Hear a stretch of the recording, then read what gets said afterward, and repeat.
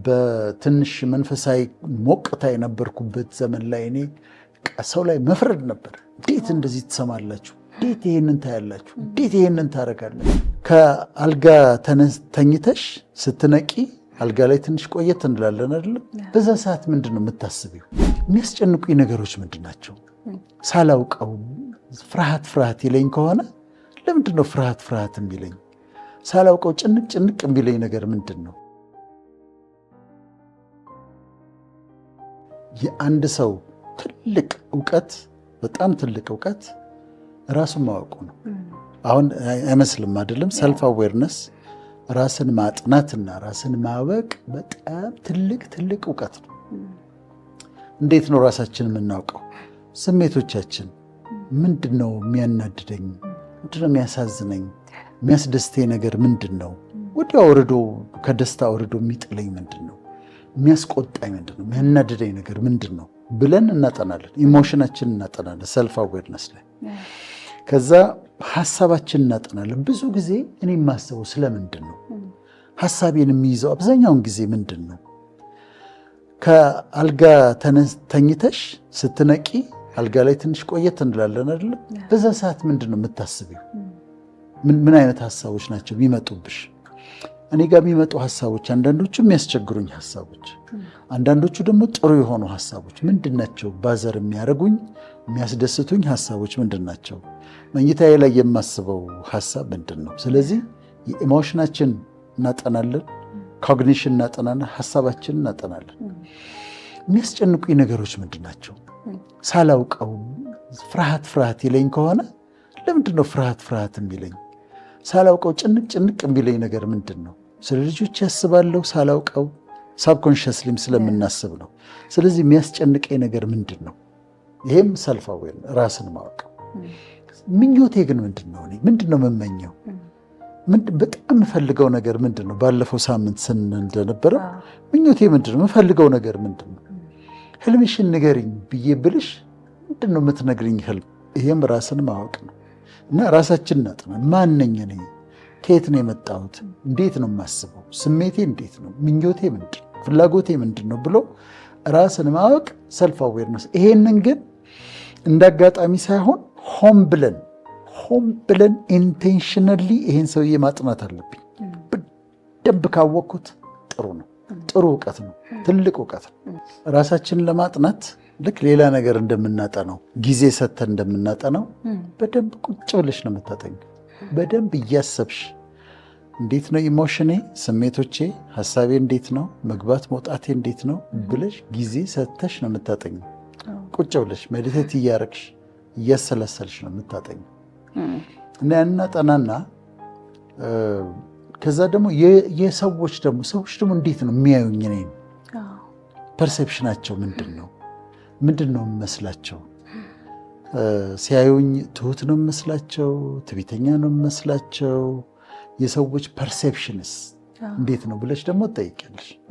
ልክ ሰዎች ስለ እኔ ምን ይላሉ እንደሚለው እንደዛ የሰዎችን አመለካከት ደግሞ ታጠኛለሽ። እና የተሳሳተ ከሆነ ታስተካክያለሽ። የሚመስላቸው ከሆነ ያ የሚመስላቸው ነገር አንቺ ያልሆንሽው የሚመስላቸው ከሆነ ታስተካክያለሽ። ከዛ መኖርሽን ታውቂዋለሽ። እሱም ይጠናል። አንዳንድ ጊዜ በህይወታችን ድንገት ፋይንድ አውት የምናደርጋቸው ነገሮች፣ የምናውቃቸው ነገሮች በጣም ያስገርማሉ። እኔ ገጠመኝን ልንገርሽ።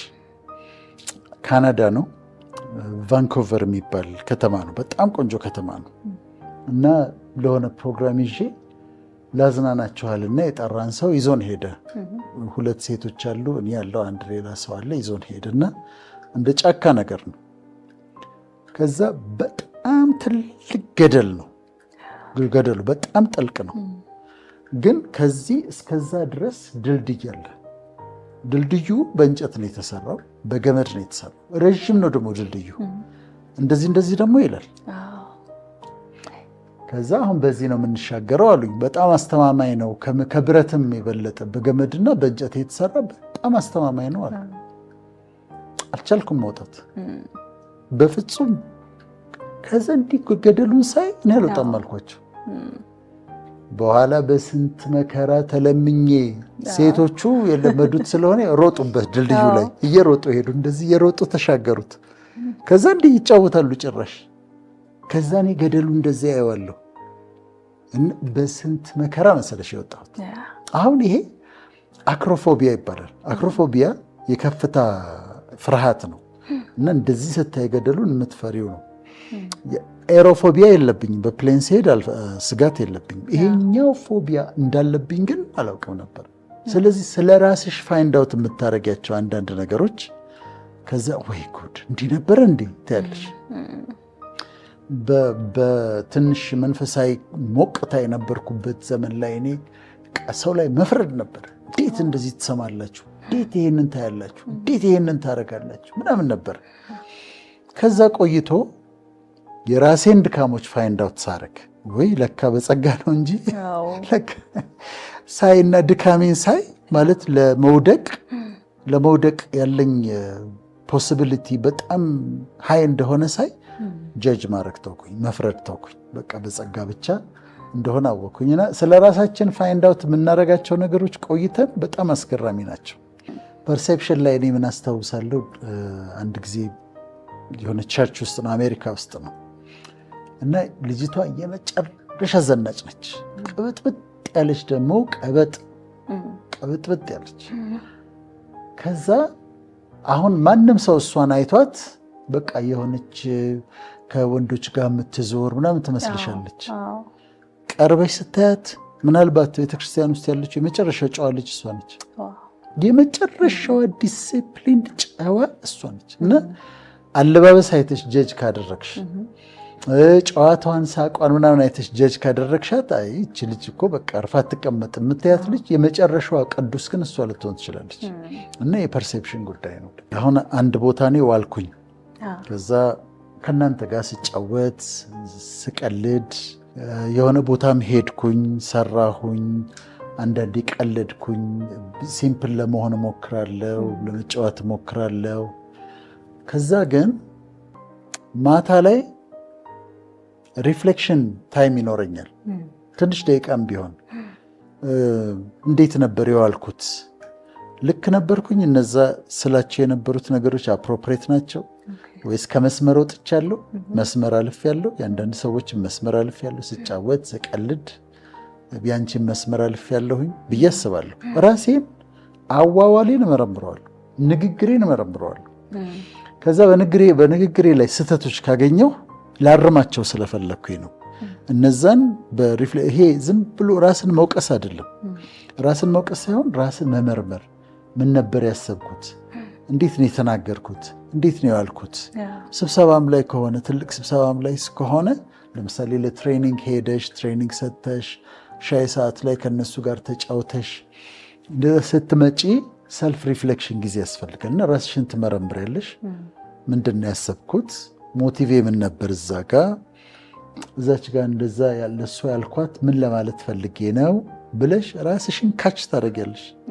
እና ይሄ ራሳችን ለማሻሻል የምናደርገው ሪፍሌክሽን ነው። ቁጭ ብለን አስበን ውሏችንን፣ አዋዋላችንን፣ ስንናገር የነበረውን የቀለድነውን ሁሉ የምናስብበት እሱ ደግሞ መንገድ ሰልፍ ኤግዛሚኔሽን ይባላል። አሁን ራስን ማሻሻል ደግሞ ሰልፍ ኢምፕሩቭመንት። ራሴን ኤግዛምን አደረኩኝ፣ ራሴን መረመርኩ።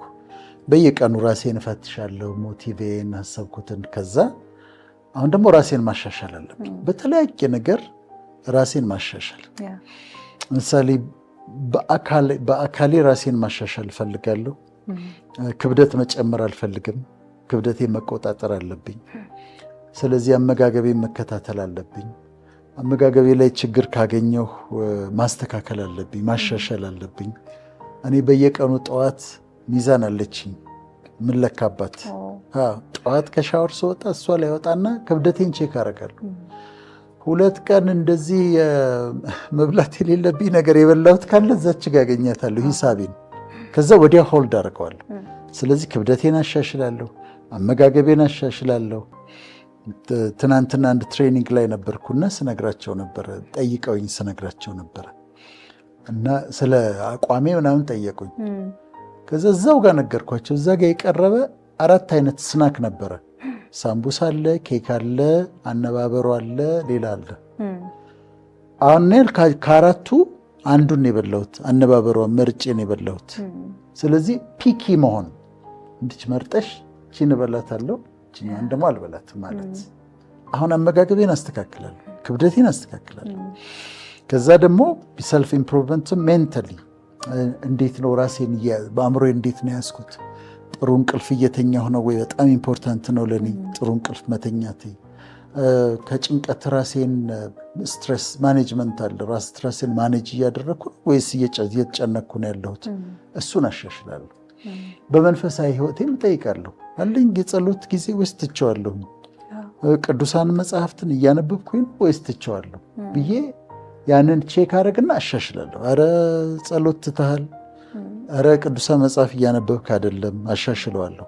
ጭንቀት ተው፣ ጥሩ እንቅልፍ ተኛ፣ ምግብህን ምረጥ፣ ሰሞኑን ደግሞ ያገኘኸውን ኬኩን ምኑን እየበላህ ነው ብዬ ራሴን አርማለሁ፣ ራሴን አሻሽላለሁ ማለት ነው። ስለዚህ ይሄ ሰልፍ ኢምፕሩቭመንት ይባላል። በየቀኑ ያ ብቻ ሳይሆን ዋናው ደግሞ ካራክተር ላይ ካራክተሬን አሻሽላለሁ። የበለጠ ጥሩ ሰው ለመሆን፣ የበለጠ ጨዋ ሰው ለመሆን፣ የበለጠ ለሰው ማልጎረብጥ ሰው እንደሆን እሱን ለማሻሻል ባህሬን ለማሻሻል እሞክራለሁ። እኔ የማደርገውን ልንገርሽ። ሱስ ካለብኝ በአሁኑ ሰዓት የእውቀት ሱስ ነው ያለብኝ እና ምን እላለሁኝ፣ በየቀኑ አዲስ ነገር ማወቅ አለብኝ። ኤቭሪ ሲንግል ዴይ አዲስ ነገር ማወቅ አለብኝ። አሁን ይሄ እንደ ሱስ ስለሆነ ሳላረገው ከዋልኩኝ፣ አዲስ ነገር ሳላነብ ከዋልኩኝ፣ አዲስ ነገር ሳልማር ከዋልኩኝ በቃ ልክ ቡና ሱስ ኖሮብኝ ሳጠጪ እንደዛ ነው የሚያደርገው። ይሄ በጣም ጥሩ ሱስ ነው። ምክንያቱም እንድታድጊ አሳድገዋለሁ ትያለሽ። በቃ እኔ አሁን ጵኔልን አሳድጋታለሁ፣ በእውቀት አሳድጋታለሁ። መጽሐፍ ማንበብ አለባት ጵኔል፣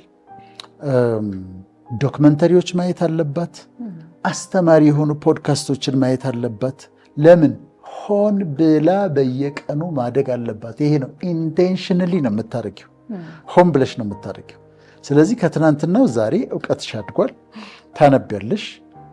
ካስፈለገ ደግሞ ትምህርት ቤትም ትሄጃለሽ። ራስሽን ኢኩዊፕ ታደርጊያለሽ፣ በእውቀት በአዳዲስ እውቀት ራስሽን ኢኩዊፕ ታደርጊያለሽ። እኔ አሁን የተማርኳቸው ትምህርቶች አሉ አይደለም? ጥሩ። አሁን ካለኝ እውቀት ትምህርት ቤት የተማርኩት ምናልባት 30% ሊሆን ይችላል ከትምህርት ቤት ያገኘሁት።